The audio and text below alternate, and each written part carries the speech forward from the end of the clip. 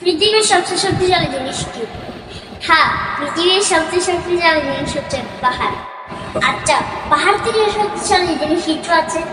হ্যাঁ, আছে। হ্যাঁ, সেটা হচ্ছে লোহা। কিভাবে?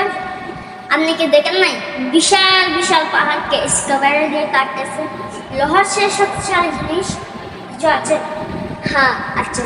সেটা হচ্ছে আগুন। কিভাবে? আপনি কি দেখেন নাই লোহাকে যখন আগুনের ভিতরে দেওয়া হয় বাস কি অবস্থা হয়, তখন গলে যায়। আচ্ছা, আগুন থেকে কি শক্তিশালী কিছু আছে? হ্যাঁ, আছে। সেটা হলো পানি। কিভাবে? আপনি কি দেখেন নাই যখন আগুনের ভিতর পানি দেওয়া হয় তখন কি অবস্থা হয়? আচ্ছা, পানি থেকে শক্তিশালী জিনিস কিছু আছে? হ্যাঁ, আছে। সেটা কি? হ্যাঁ, সেটা হচ্ছে বাতাস। কিভাবে? আপনি কি দেখেন নাই বাতাস যেদিকে যায় পানি সেদিকে যায়?